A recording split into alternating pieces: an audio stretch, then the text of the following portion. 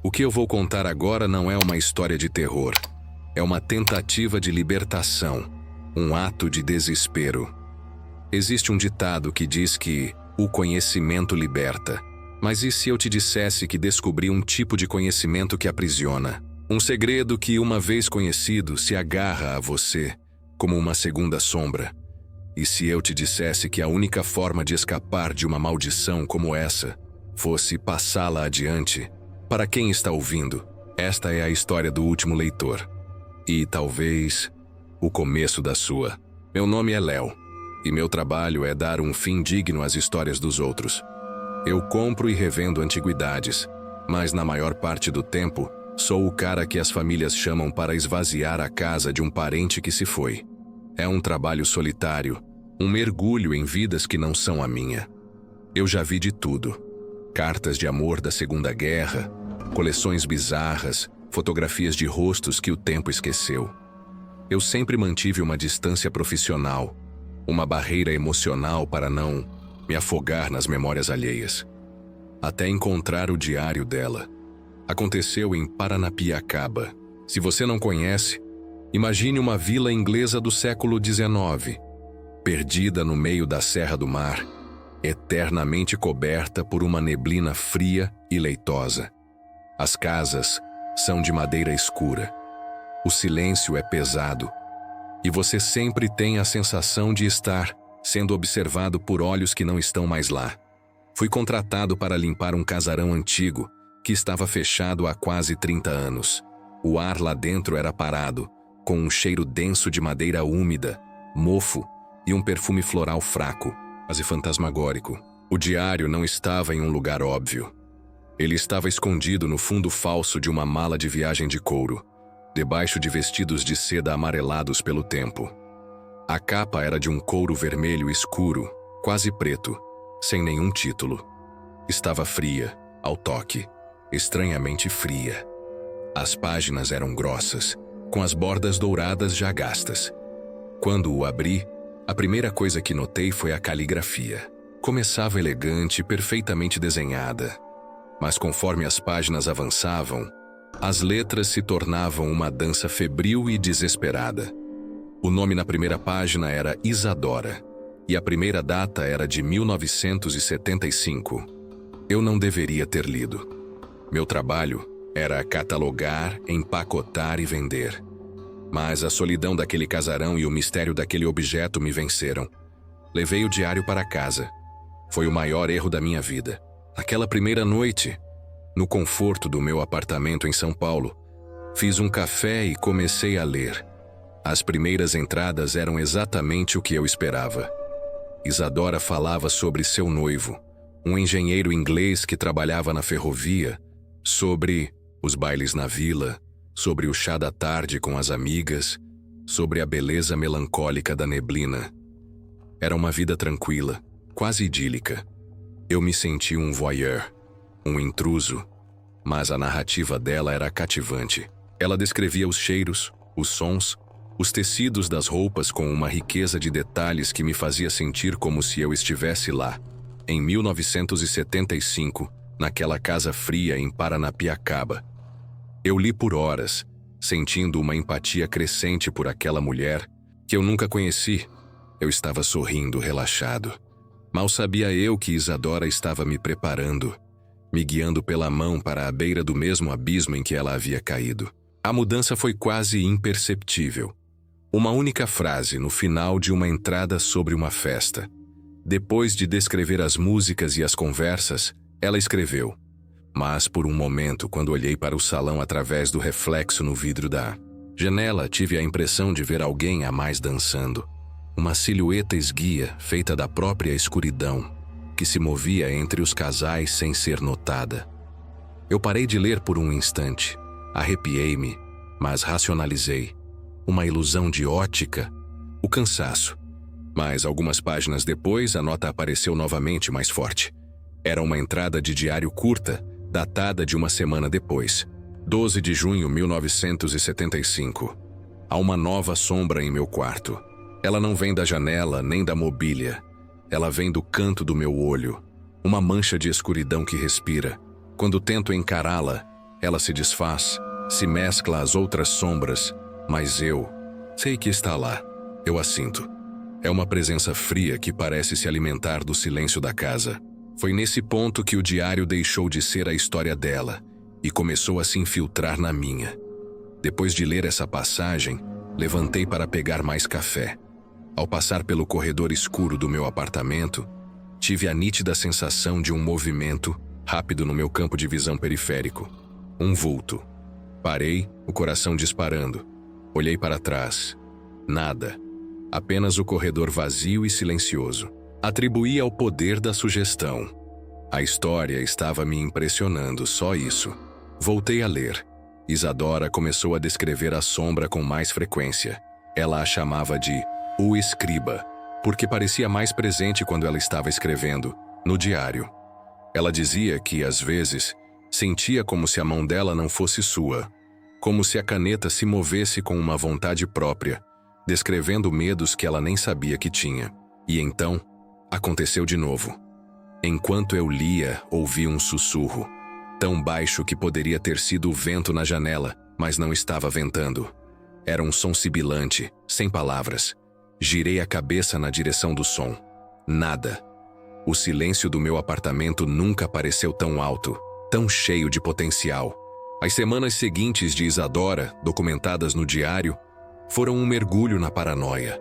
O noivo dela, Ricardo, começou a achar que ela estava enlouquecendo. Ele a levou a médicos, que diagnosticaram histeria feminina, fadiga nervosa. Receitaram calmantes, que a deixavam sonolenta, mas não afastavam a sombra. Pelo contrário, em seu estado dopado ela a via com mais clareza. E eu, em 2025, no meu apartamento, comecei a viver um eco do terror dela. Objetos mudavam de lugar. A chave que eu deixava na mesa aparecia na estante. O livro que eu estava lendo caía no chão sem motivo. E os sussurros, eles se tornaram mais frequentes.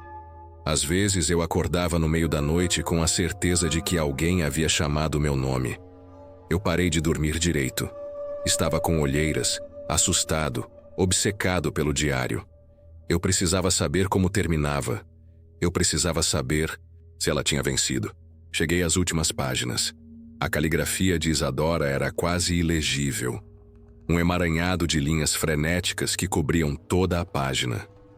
As últimas entradas não tinham data. Era um fluxo de consciência contínuo, uma confissão final. Foi ali que eu entendi a verdadeira natureza do horror. Não era um fantasma preso à casa. Não era uma assombração comum. Era algo muito pior. Algo que estava preso ao diário, preso à própria história. Ele não quer a casa. Ele quer a atenção. Ele é uma entidade faminta e seu alimento é o conhecimento de sua existência.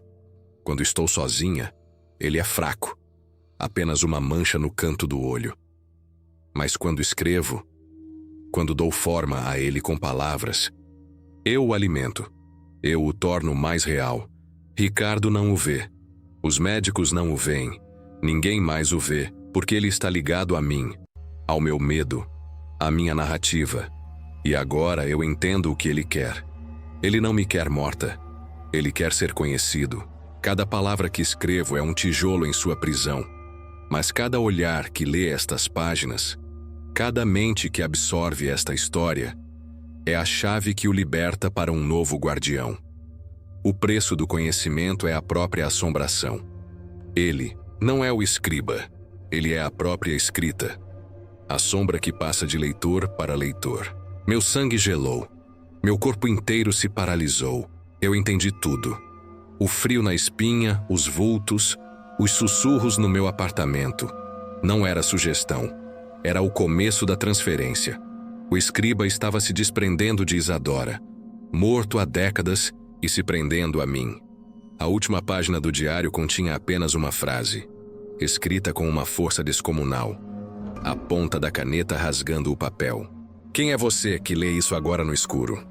No exato momento em que meus olhos passaram por essa frase, a lâmpada do meu abajur piscou e apagou. Fiquei na escuridão total, apenas com a luz da lua entrando pela janela. E no canto do meu quarto, perto da porta, uma forma se materializou. Não era um vulto, não era uma mancha. Era uma silhueta alta, esguia, mais escura que a própria escuridão. Uma ausência de luz com contornos vagamente humanos. Não tinha rosto nem olhos, mas eu senti, com uma certeza que me roubou o ar, que estava me observando, me conhecendo, me reivindicando. Fiquei paralisado pelo terror mais puro que já senti. Não gritei, não consegui. O único som no quarto era a batida frenética do meu coração e um sussurro baixo, sibilante, que parecia vir de dentro da minha própria cabeça, dizendo uma única palavra: agora. Eu não sei quanto tempo fiquei ali, paralisado. Quando a luz do amanhecer finalmente entrou pela janela, a silhueta havia sumido. Mas a presença não. Eu a sinto agora, enquanto gravo isso. É uma pressão constante na minha nuca, um frio que não vai embora. Nas primeiras semanas, pensei em queimar o diário, mas eu entendi que seria inútil. O objeto não é a âncora. A história é o conhecimento. Eu já sabia. A semente já havia sido plantada na minha mente. A maldição não estava no papel, mas na memória. Eu procurei sobre Isadora, não encontrei nada. Nenhum registro de óbito, nenhuma notícia. Ela e Ricardo simplesmente desapareceram dos registros de Paranapiacaba depois de 1975, como se nunca tivessem existido. E eu entendi que eu seria o próximo a desaparecer, consumido por essa presença, a menos que eu fizesse o que a própria entidade desejava. Ela quer ser conhecida. Ela se fortalece com a atenção, mas ela só pode se ancorar a uma pessoa de cada vez. O guardião da história, o leitor. E foi aí que a ideia mais terrível e egoísta me ocorreu. E se eu contasse a história para o maior número de pessoas possível? E se eu a espalhasse pelo mundo, diluindo seu foco? Talvez, se milhares de pessoas souberem dela, ela se torne fraca demais para se prender a uma só. Ou talvez ela apenas escolha um novo guardião. Entre vocês, alguém mais sensível. Alguém que esteja ouvindo isso agora, sozinho no escuro. Eu não sei qual será o resultado. Eu só sei que desde que comecei a escrever este roteiro, a preparar esta narração, a pressão na minha nuca diminuiu. O frio está se dissipando. Pela primeira vez em meses, sinto um vislumbre de paz, mas sinto também uma culpa terrível. Porque eu sei que estou transferindo esse fardo. A sombra está deixando o meu quarto e procurando um novo lugar para ficar. Agora, você sabe sobre ele. Você ouviu a história até o final. O conhecimento é seu. Já viveu algo parecido com isso? Já sentiu uma sombra nova no canto do seu olho enquanto ouvia? Deixe seu relato nos comentários. Talvez falar sobre isso ajude. Se este relato te tocou de alguma forma, é porque ele precisava chegar até você. E se tiver coragem, se realmente tiver coragem, se inscreva no canal. Porque existem outras histórias que precisam ser contadas. Mas saiba que nenhuma delas é apenas uma história.